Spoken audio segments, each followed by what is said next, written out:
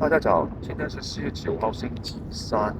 美国各大指数呢，经过上个两天的杀跌以后呢，这个星期一呢，曾经单日转向，NASDAQ 呢有点增长，然后但是昨天呢，所有几个指数都跌回去了。昨天收盘最后呢，道琼还是跌了320点，跌0.84%；S&P 跌了79点，跌1.6%；NASDAQ 跌了335点，跌2.2%。数度到成跌得比较多的49点，对2.7%。来到今天呢，开盘大概2个小时，还是受到这个关税的消息影响，因为最主要呢，中国呢包抄我们美国对它的对等关税，宣布呢就所有美国的产品呢增加84%的关税了。所以消息一开始的时候呢，一开盘今天曾经呢跌了400点，超过1%。后来呢，慢慢的涨回来，最好的时候呢，反而是倒涨了400点，来回了800点的这个比较波动。今天的话呢，就是科技股比较好一点了。现在呢，NASDAQ 还是涨了差不多1%，报15400多。今天呢，全球其他国家，欧洲方面呢都全线下跌，不过呢就比先前这个4%跌幅呢小小收窄。亚洲那边呢就各有升跌，日本的225指数是跌3.9%，中国、香港都是涨的，上证指数是报3186，还可以涨41点，涨1.31%。香港恒生指数是报20264，还可以涨136点，涨0.68%。今天呢，全球都是担心这个经济衰退。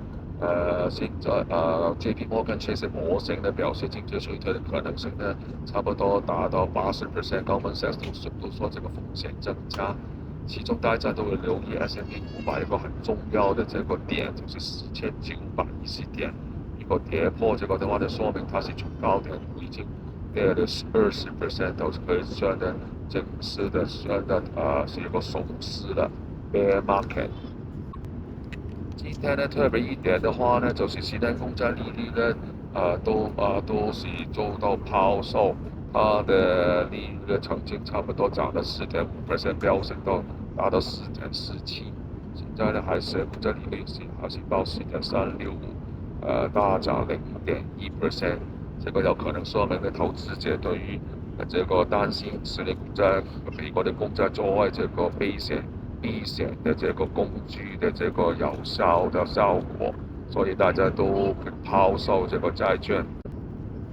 今天的美元呢一度呢就跌破102，然后呢商品方面的话呢，WTI 原油是跌4%，跌到57块钱，先前呢曾经跌了差不多6%，然后比特币方面呢都是跌的。